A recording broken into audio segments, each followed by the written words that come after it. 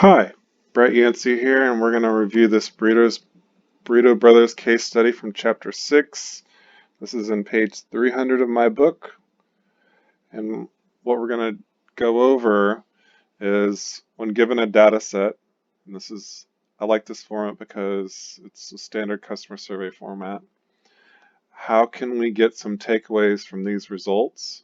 And how can we translate those takeaways into potential business proposals, process or otherwise?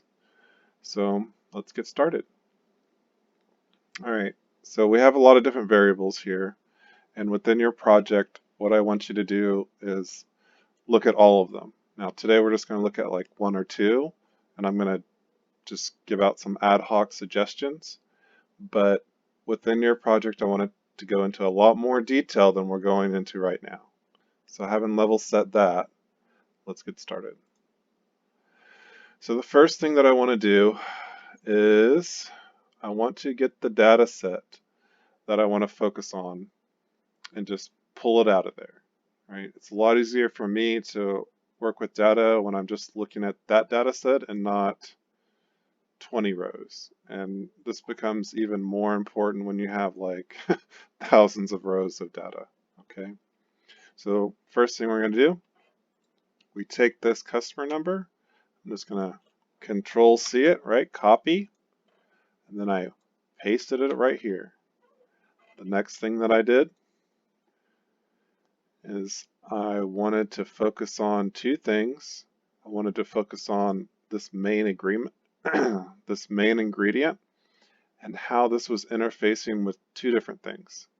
You could have done more, like food was tasty or food served hot, but for our demo purposes, all I wanted to look at was what was the main ingredient, was it prepared correctly, and then overall satisfaction. Clearly, there could be other variables contributing to this overall satisfaction, right? And if you were to present this case study to me without additional work, then I would challenge the logic in it. But again, for demo purposes, let's just look at the main ingredient, order prepared correctly, and overall satisfaction. All right, so the next thing that I would do is I'd grab my data for order was prepared correctly, paste it in, get overall satisfaction, I'd paste it in. All right, fun. So now we have our data set here broken out from our given set. I'm going to take all this, and I hate rows. I hate them. I like columns. A lot easier for me to work with for one reason or another, and seemingly it's easier for Excel to work with it too. That's just my opinion. All right, so let's get, so there's what I did. All right, so I took those rows, I turned them into columns. Well, how did I do that? Right click, paste options. Now this transpose option, like the little arrow right there indicates, we're going to turn those rows into columns. Boop, just like that. All right, so we're going to organize it a little bit. Let's get it centered. Let's get it middle aligned. Let's go ahead and make these a little bigger.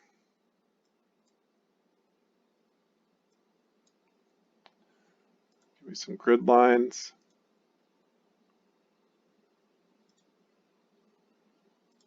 Double click that.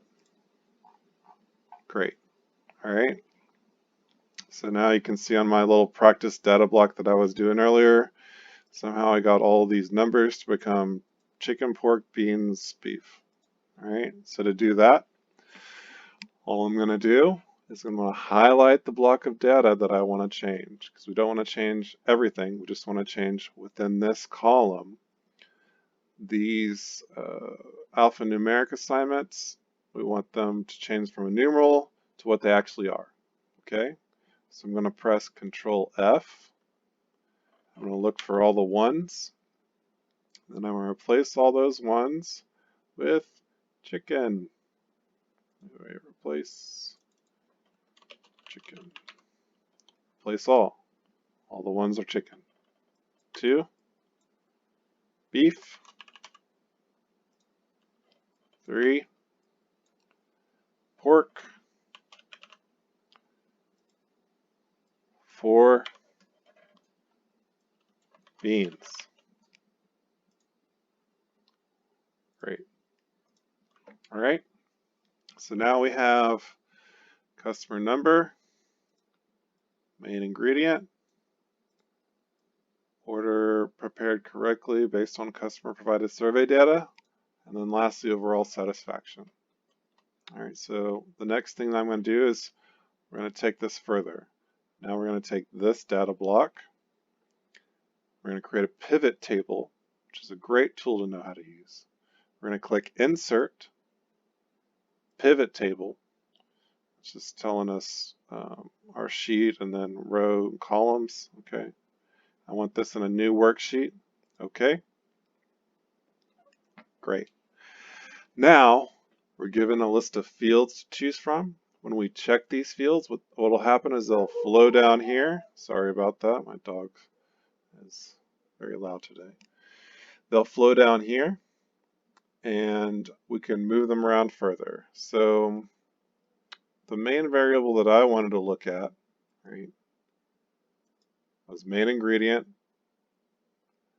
And then I wanted to understand, okay, based on that main ingredient, are we seeing any data trends there? Okay, so what I did was I checked these two fields. They flowed down here, okay? And so now Excel's saying, all right, well, I have these row labels, and then I got this data all summed up for you here in these columns. Well, I don't really want the sum, right? I want something that'll offer a better takeaway. And for us, in these purposes of this demo, it's going to be the average. So we get the average of our order and got the average. So what am I doing? I'm clicking this down arrow, value field settings, and there's a lot of good ones here. Standard deviation is a great one, but average. Okay. So now I know based on the survey data we have, the average customer overall satisfactions for customers who ordered bean menu items is 3.6, 4.1 for beef, 3.8 for chicken, 3.4 for pork. Well, what does that tell? What does that tell us? It tells us a little bit, doesn't tell us a lot, and it doesn't allow us to come to definite concrete results, right? Because to get some good concrete results, you would not only have to look at these 4 elements, but you'd have to look at all of these elements, right? But let's say we had looked at everything and we came to the conclusion that beans, beef, chicken, or pork as menu item choices was a definite driver of overall customer satisfaction. Okay, and of course, if you're presenting this proposal to me, I ask that question. All right, that's what a VP or a senior manager is going to do, is they're going to look at your proposal and then sort of play devil's advocate, at least a good one. And they're going to ask the questions that are like, well, if we go back to the survey data, you're completely neglecting the fact that the food was served cold to all of these pork customers, right? And so you have to eliminate that as a cause when you're ultimately putting forward those proposals. But again, for the purpose of this demo, let's just focus on this. So we've done all of our other work. We've determined that beans, beef, chicken, or pork are the main drivers of customer satisfaction.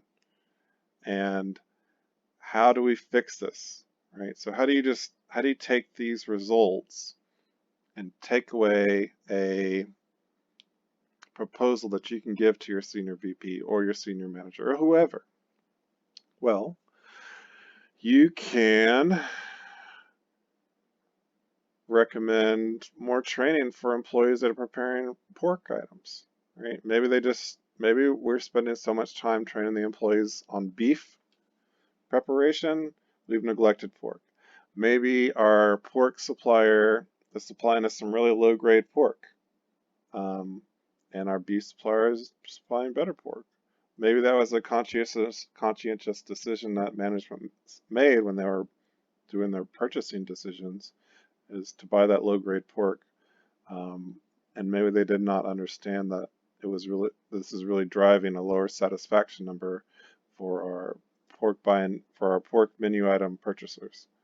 So there's a lot of different things you can look at this as. Maybe the pork is being mislabeled on the menu, right? There's any number of things, but what you've established is a trend. You then would dig deeper into that trend to try and understand the why, and then produce a proposal for your manager that would create a solution. And every director, VP, senior manager, whoever it is that you're reporting to or reporting up into, what they want are proposals and solutions brought to them. They don't want problems, right? They got problems coming out of every which direction you can imagine. The employee that's going to stand out is that employee that comes to you with a problem and a proposed solution. And not only that, but the due diligence and the business case to back up the proposed solution. So again, this was the Chapter 6 Burrito Brothers case study. I really wanted to show you a couple things, which was one, how to go about organizing the data to make it more digestible. Two, how to use a pivot table to get a couple takeaways. Keeping in mind that you could pivot table the whole data block, right, and get some really great takeaways. And that's the kind of thing that I would be looking for in your project. And lastly, what to do with those results, both in your project, right? And so in your project, you would essentially put this table in there, or even better, put it in a graph form that was visually pleasing and succinct and clear to the point, and then propose a solution. So that's both from your academic and professional perspectives what the takeaway should have been. Thank you and have a great day.